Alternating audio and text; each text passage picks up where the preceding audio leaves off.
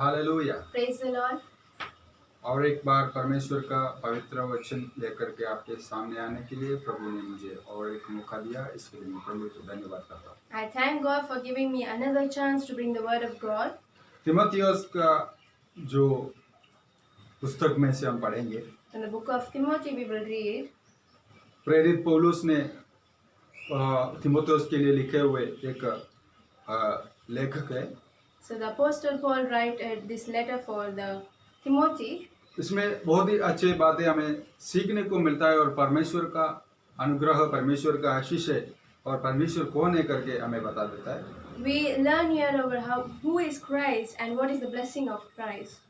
उसके पहले वचन में लिखा है, In the first word it is written, परमेश्वर का आज्ञा के अनुसार आए हुए पवित्र पौलुस के बारे में लिखा है, apostle. it is written over the apostle Paul. हाँ, उसे दूसरे वचन में लिखा है, हमारे परमेश्वर और यीशु मसीह के द्वारा कृपा और शांति और समाधान तुम्हारे जीवन में होने दे। And grace, mercy and peace from our God and our Father and our Jesus Christ. हमारा रक्षा करने वाला यीशु मसीह, The one who saves us, Jesus, हमारा आशा के क्रिस्त यीशु is our hope, that is Jesus Christ. आमीन, हालेलुया। 1:5 में हम वचन पढ़ेंगे। We will read the word 5, हमारे विश्वास कैसा रहना चाहिए, हमारा प्रेम कहाँ से आता है। from where our love comes from. पढ़िए 5। आज्ञा का सारांश यह है कि शुद्ध मन और अच्छे विवेक और कपट रहित विश्वास से प्रेम उत्पन्न हो। देखिए, शुद्ध हृदय आपका होना जरूरी है। You must have a pure heart. और आपके मन भी साफ रहना जरूरी है। Your heart should be clean, like और तीसरा वचन में तीसरा वाक्य में लिखा है, बिना व्याज होकर अपना विश्वास को, उसमें से प्रेम बनता है। You must increase your faith, that will और से increase your. पढ़िए। आज्ञा का सारांश यह है कि शुद्ध मन और अच्छे विवेक और कपट रहित विश्वास से प्रेम उत्पन्न हो। शुद्ध मन और कपट रहित विश्वास, हमारा विश्वास कैसा होना चाहिए। How much will our faith should be? हम विश्वास करता है, बोलता है। And we say that we believe. एक समय में मेरा एक ब्रदर को मैं बोल रहा था, आप विश्वास करो, आपके लिए आज ट्रेन में जगह मिलेगा। And I said to a brother that if you believe, you will get a seat in the उसका train. टिकट कंफर्म नहीं था। And his ticket was not confirmed. मैं उन्हीं को बताया, भाई आपको एक सीट मिलेगा, जो सीट है जो देने वाला आपको आपके हाथ पकड़ के सीट देगा। He will hold your hand and give you a seat to sit. मैं विश्वास के द्वारा उसको बताया। And I said through my faith. मैं विश्वास करके उसको बोला। I had faith, so I told लेकिन him. उसको विश्वास नहीं था। But he doesn't have the faith. वो हाँ नहीं ऐसा बोल के रहा। He said, yeah, no, okay. ऐसा बोलने के बाद भी उसी को वैसा ही हो गया जैसा टिकट कंफर्म टिकट नहीं था, वेटिंग लिस्ट में उसको टिकट का जगह एक आदमी ने, हाँ आपको सीट मेरा सीट में बैठ जाओ, एक मैं जा रहा हूँ, उतर रहा हूँ, मेरा सीट आपको दे रहा हूँ बोल के हाथ पकड़ के उसको बिठा दिया। And the same thing happened. One man took him and gave his own seat. लेकिन उसी के अविश्वास के कारण थोड़ी दूर के बाद उस सीट उसके हाथ से चला गया। Because of his lack in faith, his seat went away after some time. तो यहाँ पर हमको बोलता है विश्वास हमारा कैसा होना चाहिए। So here it is saying how should be our faith. हमारा विश्वास ऐसा होना चाहिए, हम झूठे विश्वासी नहीं बनना है। We must not be like a liar faith. हमारे विश्वास दृढ़ होना चाहिए। Our faith should be strong. तो इसी में से हमको प्यार होता है। So that time only we get a love. शुद्ध हृदय, A clean heart. और अपने मन का साफ, A good conscience. हमारे विश्वास की शुद्धता, And our faith should be pure faith. Hallelujah. इसमें से हमको प्यार बनता है। And through this we get a love. उस प्यार को पौल ने तीमुथियुस को बता रहा है। And that love Paul preached to the Timothy. तीमुथियुस को अपना विश्वास की पुत्र मानता है। And Paul called Timothy as a son. in faith. Hallelujah. Hallelujah. उस विश्वासी बेटे को कैसा आगे बढ़ना है उसके बारे में इधर लिखा है। And how should he grow in faith? Paul wrote this हम letter. आगे बढ़ेंगे, यीशु मसीह का सुसमाचार कैसा होता है। And we will 15 read वचन further.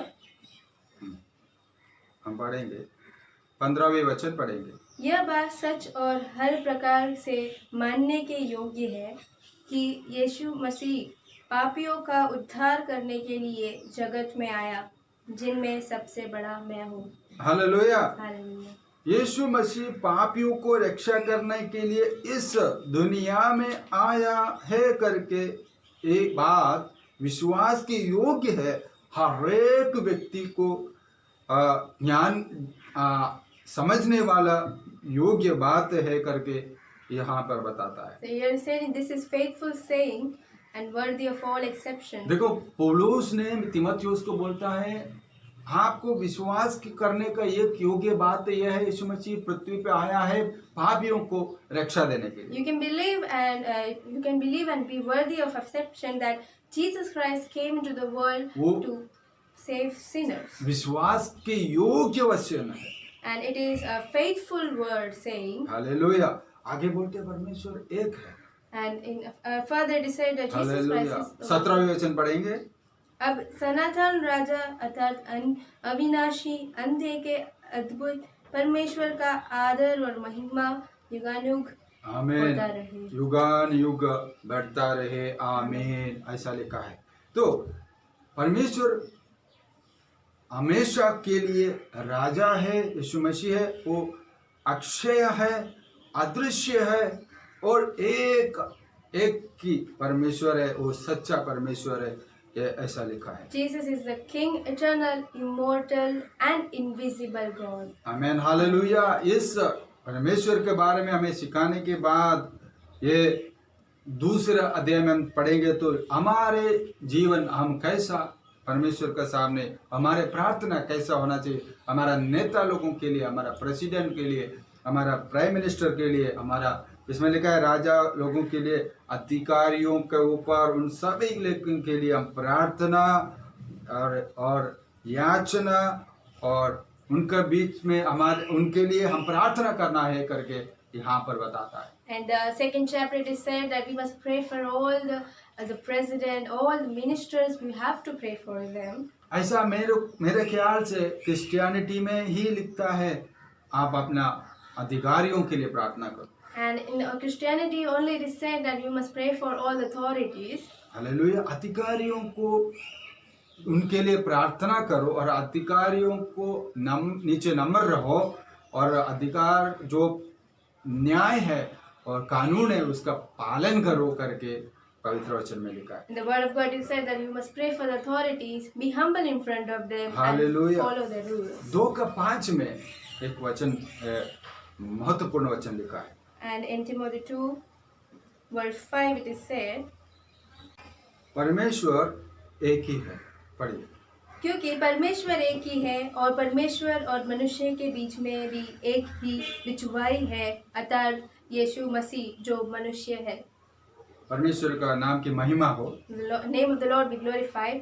मेरा जीवन में In my life, मैं एक कैथोलिक परिवार से आगे आया है। I'm from a Catholic family. तो इसके बाद उन कैथोलिक परिवार में घर में मूर्ति पूजा जैसा होता था। In the house there would be idol worshipping. और दूसरे जो मरे हुए लोगों के ऊपर भी प्रार्थना करते थे। We used to pray on the dead people. लेकिन मेरे मन में ये सब वचन समझ में आने के बाद और द 10 कमांडमेंट्स में लिखा है कोई मूर्ति पूजा नहीं करना है। After learning the word of God in 10 commandments that not worshipping the idol. मेरे बचपन में ये बातें मेरा हृदय में आया था। In my young times only this word came into my heart. मूर्ति पूजा नहीं करना। You must not worship the idol. कोई मूर्ति नहीं बनाना है। You must not make any idol. तो कैथोलिक परिवार के लोग ये सब करता है। But the Catholic family all do this all stuff. यीशु मसीह का जो यहाँ पर लिखा गया उस बातों में इतना इम्पोर्टेंट नहीं दिखा रहा। And what is written in the word that about Jesus, it is not showing any importance of it. यहाँ पर लिखा है परमेश्वर एक ही है, And here it is saying that Jesus is only one और God, उसके आगे लिखा है परमेश्वर अदृश्य है। and God is invisible God, वो परमेश्वर स्वर्ग राजा है, and He is eternal King. परमेश्वर एक ही है। He is only one God. और इस परमेश्वर के पास हमारे को बातें करने और प्रार्थना पहुंचाने के लिए एक ही मध्यस्थ है, Only to reach the prayers to heaven, there is only one mediator. Jesus Christ है। That is Jesus तो Christ. यीशु मसीह हमारे लिए अपने आप को बलिदान किया हुआ यीशु मसीह के अलावा कोई और से प्रार्थना नहीं है। Jesus Christ died for us, so He is only the mediator for us. इस पवित्र वचन में In this holy word of God, कोई भी पवित्र दास लोग और परमेश्वर का चेले लोगों या पौलुस कहीं भी, मूसा भी हो, कोई भी हो, कहीं भी इस बातों में हमें सिखाता है मूर्ति का बारे में या किसी और मरे हुए लोगों के ऊपर, और जो व्यक्ति अच्छे थे उनके ऊपर भी हम मर गए उसके सामने जाके, फोटो के सामने, मूर्ति के सामने जाके प्रार्थना करना है करती। यहाँ पर बाइबल में कहीं नहीं सिखाता। in the Bible, every disciple doesn't teach us to pray for the dead and pray to the dead or pray for any image. तो यीशु मसीह हमारे सभी के लिए बलिदान हुआ है, उसी से प्रार्थना मांगे, वो प्रभु उसी से उसके नाम के द्वारा प्रार्थना को उत्तर देगा। And you must only pray to Jesus Christ, who is the mediator between तो us मैंने and मेरा God. परिवार में ये क्वेश्चन किया, So I question my family. वो लोग अपना ये वचन को छोड़ करके, वो उनका जो स्वभाव होता है, उनका जो पुरानिक रीतियां होता है उसके ऊपर लोग को इम्पोर्टेंट है। And they only put the importance on the old cultures and rituals. तो बाइबल में शुरुआत से लेकर हमको अंत तक पढ़ने में मिलता है, कोई भी मूर्ति पूजा कहीं कभी नहीं अपने आप करना है। In the Bible, from beginning to the end, there is telling ये परमेश्वर से दूर होने का सबसे पहले काम है। if we worship the idols, it is that we are getting far from Jesus Christ. Hallelujah. और बाइबल में एक और बातें दिखाया है, And in the word of God is said one more word. मूर्ति पूजा ये भी होता है धन संपत्ति के लिए आप पीछे भागना, वो भी एक मूर्ति पूजा है। And when you go to the money to earn money, that is also a idleness. आप पैसा के लिए ज्यादा कोशिश करेगा तो वो मूर्ति पूजा होता है। When you try to earn more money, that is worshipping of idol. वचन में लिखा है आपको परमेश्वर को और धन को एक साथ नहीं आराधना कर सकता। You cannot worship money and God together.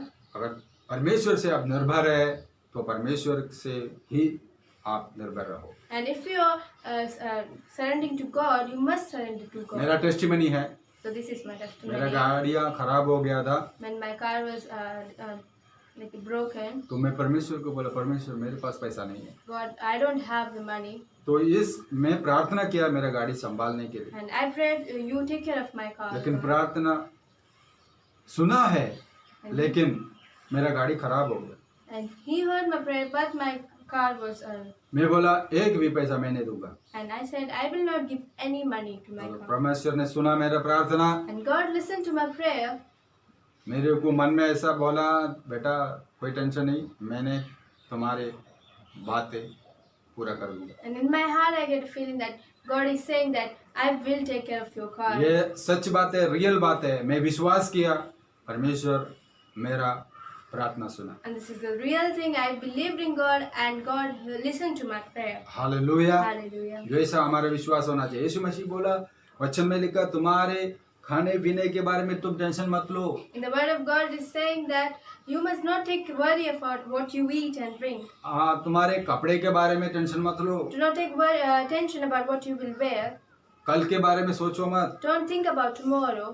तुम्हारा एक बाल नीचे गिरता है, परमेश्वर को पता चलता है। When your one hair also falls down, God knows it. तुम टेंशन लेने से तुम्हारा एक बाल को सफेद या एक बाल को काला, तुम्हारे हाइट थोड़ा कम और बढ़ाने के लिए तुम्हें नहीं होगा। You cannot increase your height. You cannot gray your hair. Hallelujah. Hallelujah. तो ये बात मैं परमेश्वर से बातें किया And when I talk to God, तो परमेश्वर ने बोला, ये तुम्हें सिखाने के लिए परमेश्वर के सामने मेरे को एक सीख मिला है, परमेश्वर के सामने पैसा कुछ नहीं। I get a moral that in front of God that not money is nothing. तो वचन हमें सिखाते हैं पहले स्वर्ग राज और उसका परमेश्वर का राज और उसके न्याय को खोजो। And in the word of God, it is saying that you must seek the kingdom of God first.